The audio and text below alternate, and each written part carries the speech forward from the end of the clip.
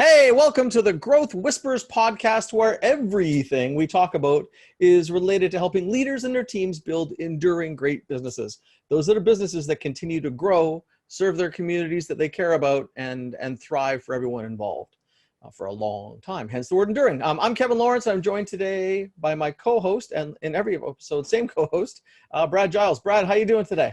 I'm fantastic, Kevin. Absolutely fantastic. Went to the football yesterday in a big event, big stadium. It's good to be out amongst the people. Yeah, I got out on for a motorcycle ride today and rode up to see a friend in another city and kind of rebuilding some of the social stuff that we used to do. Yeah. And interestingly, sometimes I was a bit too busy and didn't do enough of it. But I'm telling you, man, we're people out. Like the parks I went up from we were in White Rock up to a place called Squamish on the way to Whistler. Lots of people would have heard of Whistler. But like cars parked on the side of the highway, anywhere where people could go, it was packed. Yeah, so nice.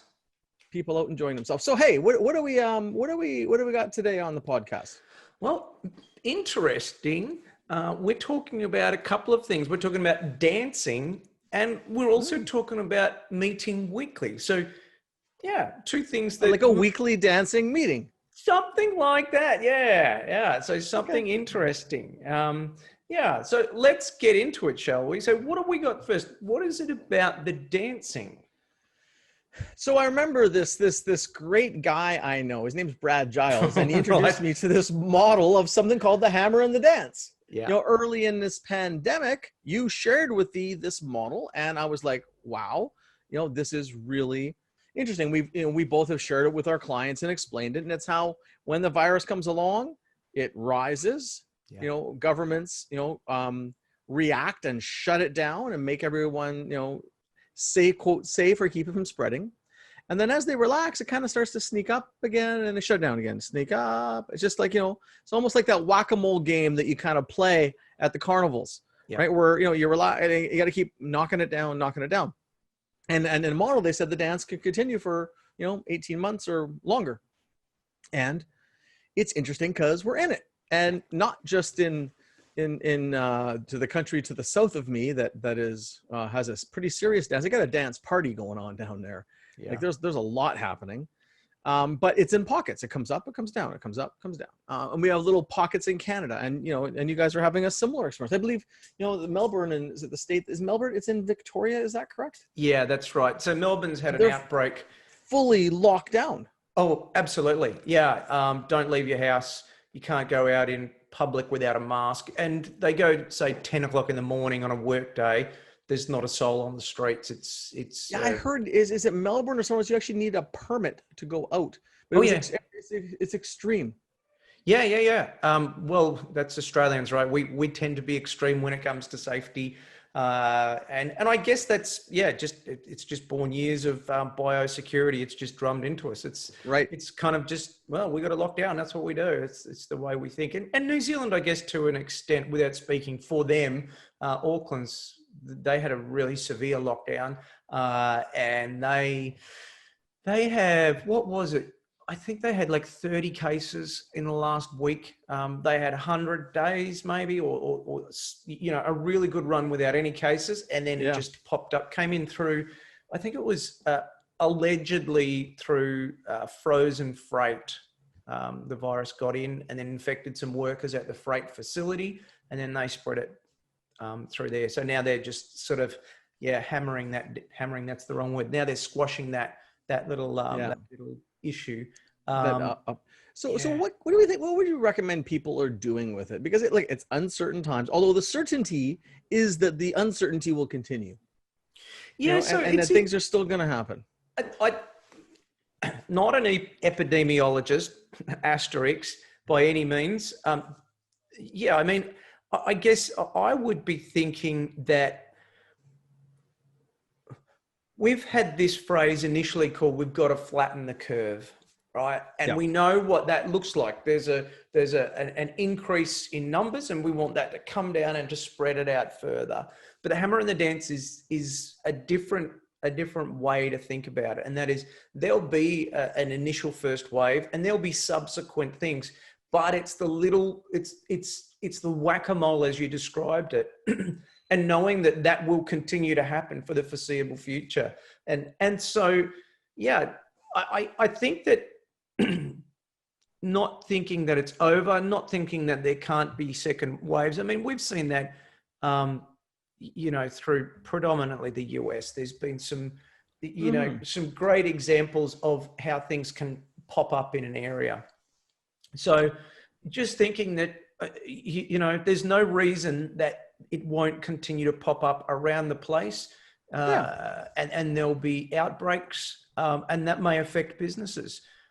It's been terrible for Melbourne businesses, as an example, here in Australia, where we had the first lockdown for, I guess, a couple of months, and then they were coming back to life, and they were like, okay, we've controlled it and it's been good. But then what it seems to have been is that within the hotels, the quarantines where people would come from overseas and they'd quarantine them in a hotel for 2 weeks were really lapsed. And one of the examples I saw is that they were lapsed. What do you mean? What do you mean by that? Like how?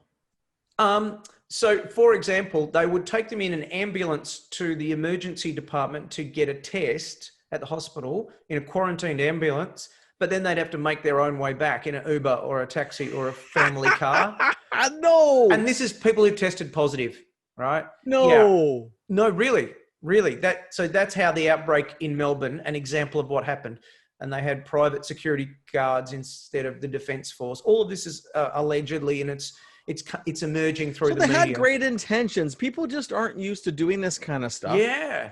And there's going to be in fairness to the people, there's going to be 100 different links in the chain to make those things happen. And they missed one. I was talking with a friend this morning from the Middle East, and we're talking about improving processes as a company. And, one of the things you often look at is you build a process, you assess a process, and you figure out the weakest link. Yeah. Over a period of months and years. These people are having to do this stuff quickly. And it's, I feel for the people in the middle of some of the stuff. It's got to be so stressful, really stressful. So, but if we bring it to businesses, I mean, my thinking is another CEO I was talking to on Friday. I did a talk to a bunch of CEOs, and one of them I knew gave me a call after, and we chatted for a few minutes. And he's like, I can't see this changing for a couple of years. Yeah. Like, so basically, if this is going to be our version of a new normal, we just know we're going to have to remain flexible and nimble and be able to adapt to it and hope that the scientists come up with some great solutions for us. But it's a predictable surprise that it'll probably continue to be weird. We have to be, flexible, eyes wide open. And I think from a company perspective, just don't drop your guard. Well, it depends. I think it depends on the cities. Clearly, we're more, in Australia, as an example, we're more tolerant of lockdowns than some other countries. But if your business is going to lock down again, if it hasn't already, what does that mean? And how are you going to deal with that? Be prepared. Be prepared. In our strat plans for clients, we've been having clients to come up with, okay, let's learn from the last one. If it happens again, what are we going to do different? And how are we going to handle it better? Because we did our best then, but our next best should be better. Yeah. So we're building it in for many of them into our planning to just so we are prepared. And that's the thing to understand about the dance. It's coming. It's going to happen. It's this whack-a-mole for the coming. We keep saying 18 months. It's a nice time frame. I look back on the weekend and I was on something I wrote or was talking about in March. And it was the general thinking then was hopefully by June 30, we should be through this thing. And it's way past June 30 now.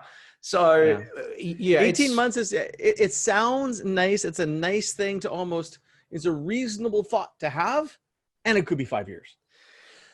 And the point there is that don't be holding your breath. Like, you've got to have a business model that will produce cash through the dance. And what that means is when you are locked down, or when there's a flare up in your region, or when it's okay and you can go out. And that's really, really tough for some business models. It is. In our business model, we've got two particular things. We have a team meeting that we're having a team retreat beginning of October. And for the coaches on our team, or the people on our team that are local, we're going to meet in person. But we got a couple guys in other parts of the world And one of them for sure is going to zoom in no matter what. They're not going to join. Yeah. But we have technology and tools to be able to do that. And even one of my team had a new prospect that wanted to work with them in the US. And they said, as long as we can design the engagement, that we can plan on it being remotely. And if we ever happen to get to be face-to-face, that's a nice bonus. Yeah. So engineering the expectation around it being virtual as the way we're going to do it no matter what. Yeah. But we have easier model to do that in. Some models dramatically different. So anything else on that, or do we want to talk about the weekly dance meeting, the weekly dance class? Yeah. No, I think we've covered it.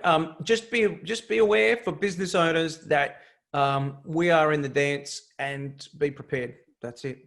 Exactly.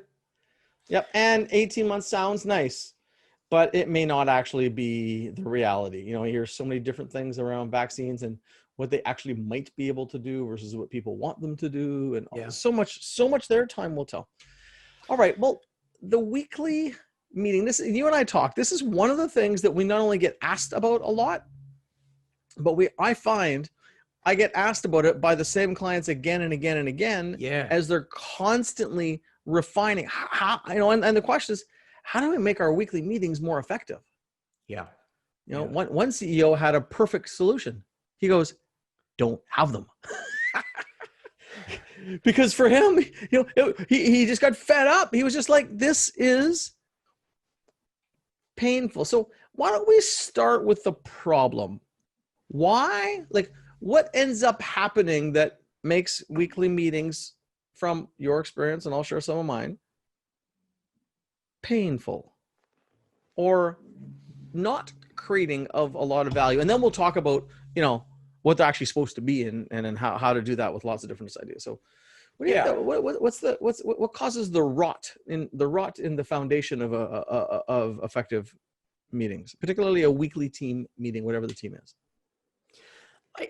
I guess before they develop the disciplines, let's think about that for a moment. Before they develop the disciplines that we talk about and we're about to, many companies come together, and what they're talking about is simply operations. So how's account X going? Have you made that sale yet? And what about this situation or this problem? So it's all operational stuff. They're not really talking about any of the priorities within the business, and certainly not working on the business, in my experience. And so to your question, I think that a lot of people, a lot of the time, are mainly focused on, they're mainly focused on operations, and then they tend to go back to that. They drop things off their agenda, and they go back when they've tried to do it in the way that we kind of advocate, and then they drop back. And right. It's if they're meeting, number one, they're just talking operations predominantly. Tactical, operational. Other things that I've found is it becomes an update meeting, and it's to go around and listen to each other and bore each other to tears. Yeah. An email you could have read in a minute or 30 seconds is a 15-minute presentation. Also seeing that nothing actually gets actioned. We talk about stuff. Yeah. And it's almost like a chit chat. A lot of stuff around boredom, like not engagement. And interestingly, it really screws up the health of the teams. Yeah. Because you end up setting this rhythm, that it doesn't necessarily set a rhythm or an energy around performance. Key issues aren't getting debated, and you're not actually using the brains of the people. It's this great strategy. Hey, let's get all of our people together for an hour a week and bore them to tears, and then send them on their way and hope they do well. And that's because someone thinks that they should, and they've heard that, meeting regularly is important. Or they have a good intention. There's no malice in it. Yeah. But it is running meetings is a very sophisticated skill. Yeah. It is not an easy skill. And interestingly, if you just kind of show up and throw up, they don't go well. Good meetings require preparation. You got to already think about it and think ahead. It's not like, I mean, we generally run meetings for a living. That is what we do. That's right. And complicated meetings, but still, the hundreds of hours of thought that we have put into just that. And the difference is, for some people, they haven't, because they got a business to run. They haven't had time nor resources. So I'm not judging them for it, because it's hard, but it's some of the most expensive utilization of resources in your company, because you're bringing a whole bunch of people's time together at once. You're not just burning one person's time. You're burning 7 or 14 or 36 people's time. So I empathize crazy with people. Yeah, it is. I come back to your point on preparation, because I used to kind of look at it and say, well, what if each person, and I actually put a significant part of a chapter within my book on this. Now, what if every meeting that you went to, you spent the same amount of time? In fact, everybody spent the same amount of time preparing for the meeting as they were in the meeting. So you're going to a 1 hour meeting. What if you prepared for 1 hour? Right now, that may seem extreme to some people, but if, as an example, if I'm going to, but if that was your most important hour of the week, you might consider that. If I'm going to do a 1 day workshop with a client, which is effectively a meeting for 1 day, it is. I will spend a day preparing for that. It is. It's a lot of work. Even if you have the system, you got to go back and review your notes. Like, so for example, I've got a meeting, I got clients in India, great guys. They're like my 3 Indian brothers. Worked with them for years. But like we have a meeting coming up, and I'm supposed to have a 3-day meeting in Delhi, which I'm not going to. Yeah. But we're going to do most of it virtually, which will mean I will get to experience time zone and jet lag, but being in my own time zone. So I'm going to start working at 9 p.m. and then probably go to midnight or 2 a.m. It'll be fun. But the point of it is that we're more than a month out. We have a systematic agenda every time. And we are a month out. We're already starting to work on the agenda. We had a call this week. I started to draft the agenda, the key points we're going to talk about. Yep. And we're doing some 360s for some key people. So we're confirming the system for the 360s, which we've done before. But we're going back and re-looking at everything, recrafting the agenda. They're then going to go and put together the documents. So they have all the documents prepared, because it's a pretty substantial business and there's a lot to look at. So we got all the documents prepared. Yeah. And we're already not only setting the agenda, figuring out the discussions, because a lot of it's just me and the 3 directors, strategic discussions, and then a little bit of work with our team. But we're laying this out. I've got another example of a client. We got a 2-day meeting coming up this week. Yeah. We started preparing for it a month ago. Yeah. We've had 3 meetings on the agenda. I got another couple-hour meeting with Tim on my team tomorrow to work through all the logistics and the details and triple check everything, because we got 24 people for 2 days on Zoom. It better be damn good. The quality of the preparation equals the quality of the output. So if we then translate that back, to a weekly meeting for a leader, if you're going to have a weekly meeting, let's say nominally for 1 hour with your team, is it too much to ask that you prepare for that meeting for 1 hour? And if you aren't, how much better would the quality be? Well, and I might say, like, so I have a weekly meeting with my team. Yeah. We have one for 90 minutes every week, every Monday night. And, it's interesting because before I went on holidays, I wasn't preparing. And because I was scrambling and kind of rolling up to the meeting and let's give her. And one of my team members said something to me about this. He said, Kevin, it'd be great if you're a little more prepared. And I said, feedback taken, because I got loose on it. I know that I teach this stuff. I know it, but I got loose on it myself. And for me, for that hour and a half meeting, if I do 30 minutes of preparation, I am more than prepared. Yeah. Because we have a set agenda. I know what I'm going to do. And we talk, even in that meeting, we have 20 minutes of learning every week for the team, by the way, 20 minutes every week. So the whole team is getting a little bit smarter. But so for me, I can do it in 30 minutes. Now I run meetings all the time. Now, would it be better with 60? Potentially. Yeah. And I don't know if I can get myself to do 60 minutes for an hour, but I do like the thinking. That's the point. So that's theory. And I guess I that's also best don't want to make it practice. also too, if you make it for a lot of the CEOs I know we work with, if you make it way too much preparation, it ain't ever going to happen. Yep. So I would say is as much preparation as you need to know that the meeting was excellent. So what I've typically done with that is said, like, that's a best practice. Or put another way, if you were to, as I said, if you were to prepare for the same amount of time of the meeting, it puts into context the people who are completely unprepared. If you are just rocking up to a meeting and saying, okay, team, what's going on? And that's it. It kind of sets an outer boundary to say, well, you're doing zero preparation at the moment. If you were doing the same quantity of time as the length of the meeting, there's a big spectrum in there that you've got to improve as a leader. Yes. So no matter what, just rocking up, hey, how's it going? Not acceptable. Yeah. You're going to be underutilizing, wasting company resources and the talents of your team. And I just want to be careful, Brad, though, because some people could prepare very well in 5 minutes. They could. And some people will need an hour. Yep. So it's just really about what needs to happen. And you'll see the quality of the meeting based on your prep. And as a side note, by the way, in the training that we do, like training and teaching, it's between 10 and 20 hours per hour. Yeah. To build content, and make it really work for the right audience. Even my, in my keynote, which I deliver all the time on Your Oxygen Mask First, I have one on scaling up as well. I still spend an incredible amount of time preparing before every single one. Yeah.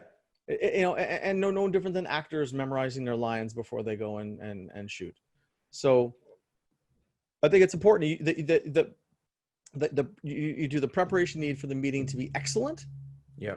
And that's creating value, insight, people moving ahead. So we started with preparation. The other piece, we talk about the things that make a difference, and maybe we'll start with the intent.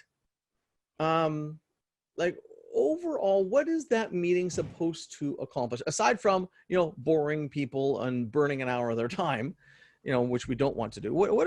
How would you describe what is an effective weekly team meeting supposed to accomplish? I think it's supposed to realign people, number one, and more than that, realign people around the quarterly priorities. So it answers the question, are we on track for this quarter's priorities? A. B, are my peers on track to achieve this quarter's priorities? Yeah. So we are now, let's say, 4/13 of the way through the 13-week race, which is a quarter.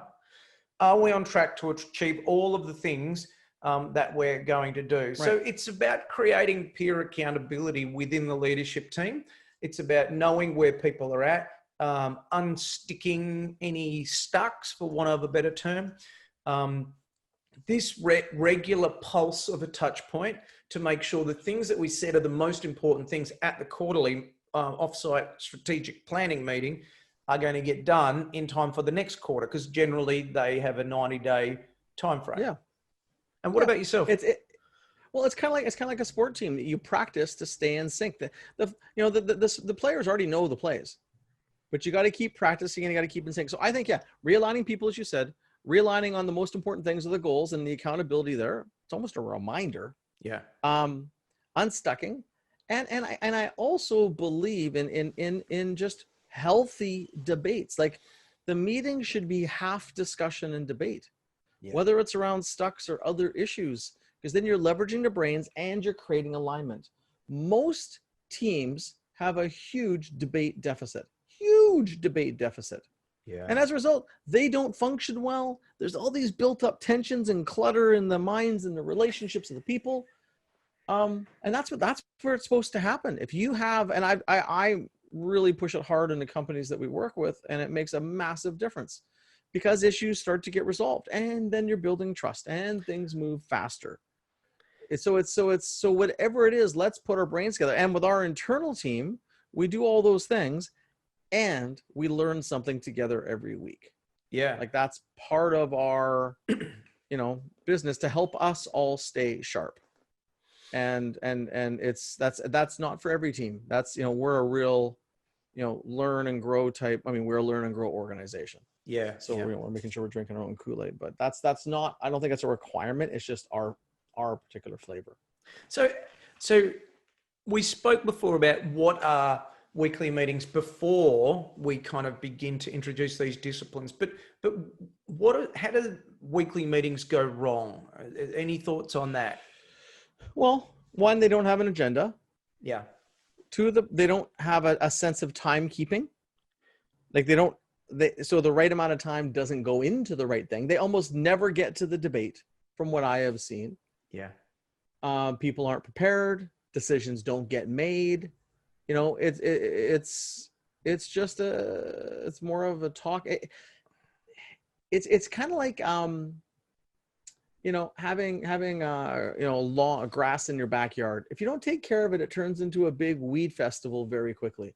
Yeah. And the weekly meetings just get really weedy and messy, and you gotta really stay on it. It's like a living, breathing organism that if you don't take care of it, it all of a sudden it's not in great shape. And it just erodes trust. Like that's the output of a bad weekly meeting. It's funny. So the first thing that you said there, it was funny because that would be my first thing as well, which was agenda. So number one, the most important thing is you've got to have an agenda, and the agenda, the discipline of the agenda is what kind of holds it all together. So many times clients talk to me and they're saying, how can I make my weekly meeting more effective?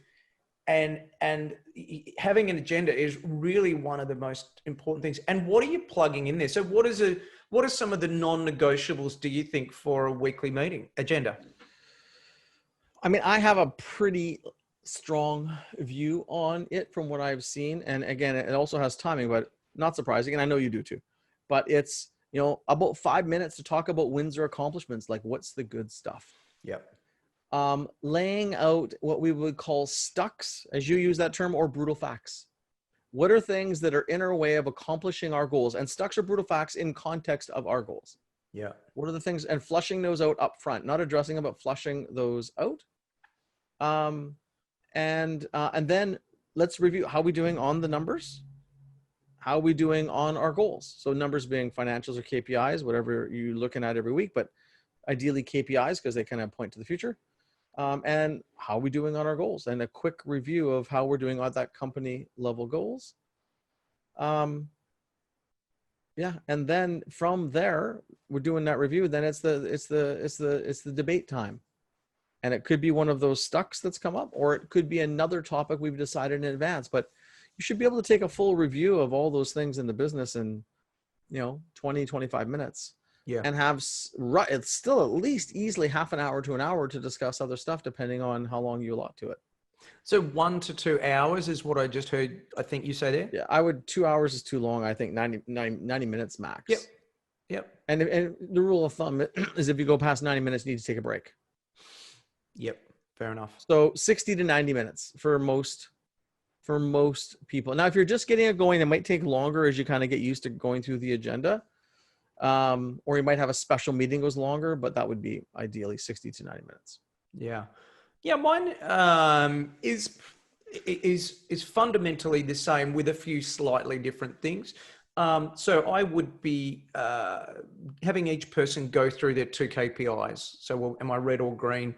And that could be from the gut, or it could be from real data, depending on the sophistication of the system or the time of the month. Some things we can't record that well.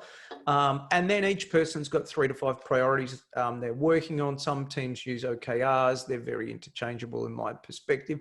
But really going through each of those. And for each of those, again, what's the status? Am I red or green? And then this thing I use. So the company and the individual goals as well. Well, the company goals are owned by a person. So they're going, there's 3 to 5 for the whole company for the quarter. Yeah, they're owned by a person. Okay. So they're going. So you're talking about the 3 to 5 for the whole company, not the individual 3 to 5. No, I'm talking about the 3 to 5 for the individual. So Let's clarify that. So, okay. So in the priority one methodology, we do company goals. Yes. Where there'll be 3 to 5 for the company. Yeah. And then those kind of break down so that there would then be 3 to 5 for each of the leaders or key people in that meeting in addition. Yeah. So if priority one for the whole company was let's build a new office in a new suburb, somebody would be accountable for that. So Yes. it would be replicated on that person's individual 3 to 5 priorities. So they're going through each of those. And then what I get them to do is to say, last 7, next 7, right? So currently I'm red. What I did in the last 7 days on this was I engaged the builder. What do I need to do in the next 7 days? I need to, I don't know, pay the first check or whatever it is. But the point is around that. I've just, over many years, I just found it really hard to get progress where people weren't trying to avoid and we weren't trying to micromanage. These kind of two areas. Yes. We don't want the leader to be micromanaging people, but we don't want the people to be ignoring the priorities and getting to the end of the quarter and saying, as we've seen so many times, look, I just got too busy, or I had other priorities, or my team didn't do what they were supposed to, or whatever. So yeah, I like that last 7, next 7. Yeah. I do those on monthly meetings where I'm like, what you described is what I would often do in a monthly, which we can do a quick monthly without other strategic discussions. And at the same time, where I have everyone go through their individual goals at the monthly. Yeah. And then saying, okay, what are you going to do in the next month to make sure what are you going to do this week to make sure you're completely on track this month? Yeah. Because sometimes there's some catch up involved, but that's similar to your, but I do like that last 7, next 7 on a weekly. That's a great way because people are making their own decisions. You're not telling them what to do. No, they're just sharing their plan. And that creates an environment of autonomy. I like that. And so in a perfect theoretical world, at the beginning of the quarter, they would have mapped out 13 weekly advances. Yes. But people, that's best practice. Some people do it, some people don't. Some do, yeah. And they'd kind of build a checklist around that. And so it'd be, in the perfect conceptual world, it'd be, we're at week 4. Last week, I did what I said I was going to do in week 4. And next week, I'm going to do my week 5. But that's, for the nerdy project manager type, that's fine. Yep. The point is, as a habit within a leadership team, tell me, what did you do in the last 7 days on that? And what do you plan to do in the next 7 days? And you can't ignore that question forever. It forces accountability, and that's what really matters. Correct. In a leadership team. And if we get all of the leadership team to do it, it drives peer accountability as well. Because I said it, why aren't you saying it? And it's also a helpful reminder. Like sometimes we don't even need accountability. We need reminders because people get lost. Yeah. And that's why, and that's the value of reviewing these things every week. So why don't we share some other things that we've seen, different things people have done that have really helped weekly meetings and made them work in different places. And I'm just kind of thinking through different things. What else have I seen? There would be one where the CEO would provide a bit of an update of what's going on, just kind of sharing, a little bit more of just, hey, because it's their chance. If it's a CEO and exec team, it's their chance to share what's happening. I've had other ones, and often it's part of the KPIs, but if they're doing a big project where there'd be a quick update on that big project. Yeah.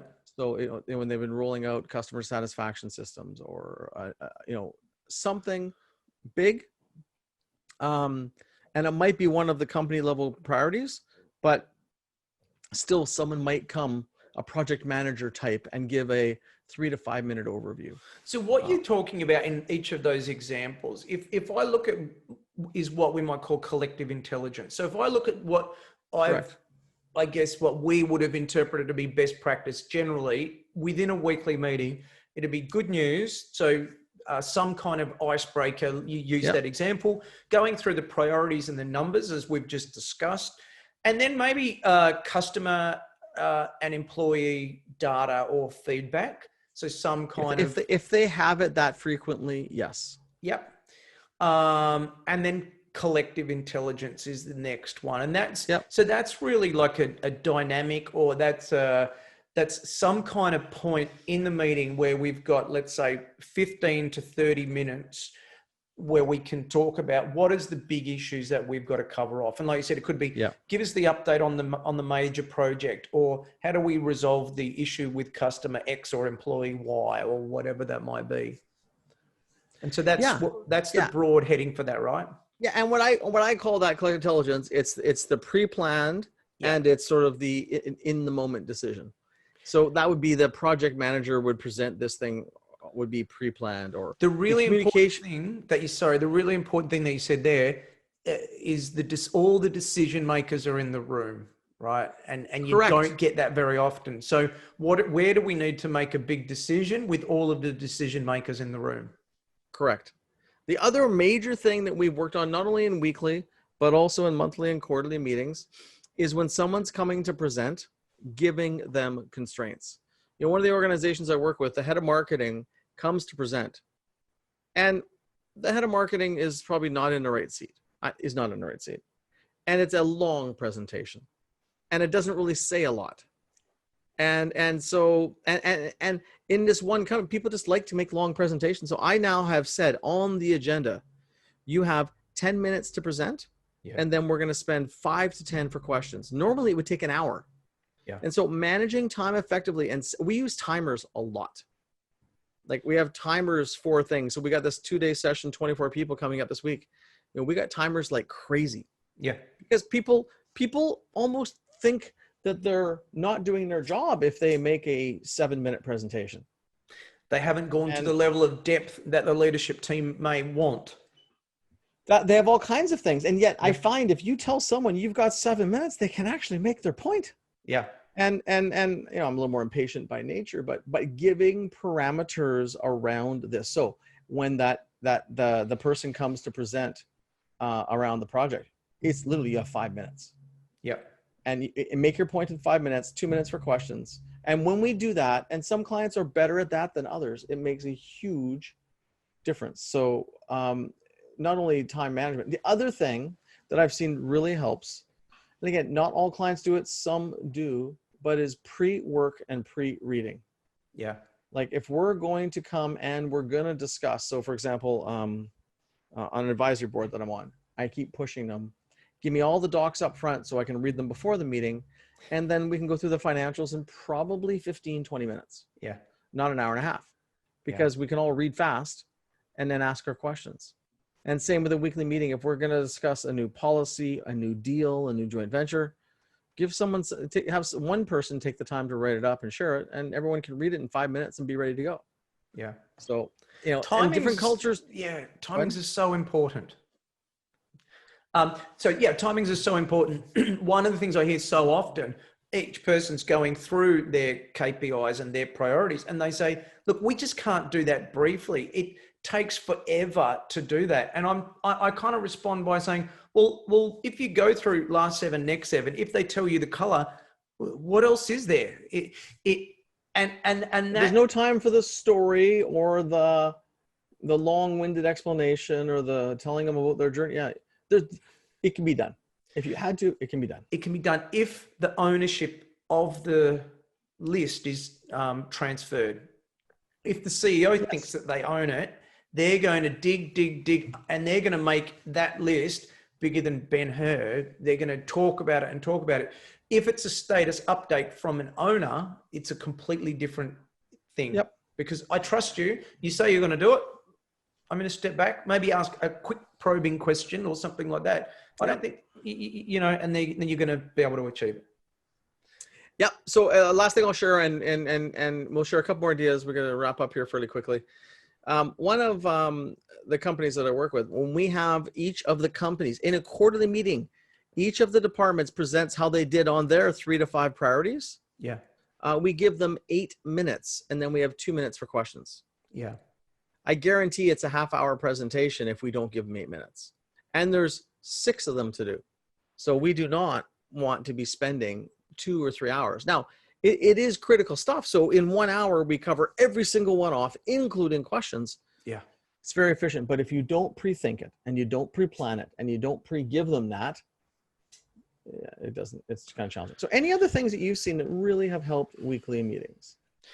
Yeah, look, I guess just broadly, sticking to the recipe is the thing, okay? Yep. Sticking to what works and not getting distracted, maintaining a discipline, not getting distracted, going back to what you used to do. The human brain doesn't like discipline. The human brain is lazy. It wants to find the easiest path. So it will naturally, you've got to let these habits really stick over a time of this structure. It's a discipline like brushing your teeth. There's a way to do it, and you don't have to get innovative with how you, unless you're getting a bunch of cavities, which is almost like if your weekly meeting's not working, you need to get a bit innovative. But normally, it's just, if it's about realignment, focus on goals, troubleshoot any issues, and then some debates about other important stuff. It's not rocket science. Yeah. All right. So in closing, agenda. You've got to have an agenda. Yep. 60 to 90 minutes is best practice. And an agenda with outcomes, like what the desired outcome is. Yeah. And timing. So if someone's coming to present, what do we want to have happen at the end of the presentation? Yeah. And the decision that we want to make to that point. And don't get distracted by operations. Don't let one person take over. All of those kind of things, they're some of the best practices. Well, what an awesome quick chat we've had today, talking about dancing and weekly meetings. It's been good. So thank you everyone for listening, for watching. It's been a good chat. This has been the Growth Whisperers podcast. I'm Brad and my co-host here, Kevin. So for the video version, you can go to YouTube or obviously find us wherever good podcasts are found. And you can find myself at evolutionpartners.com.au and Kevin at lawrenceandco.com. Thanks for watching. Have a great week.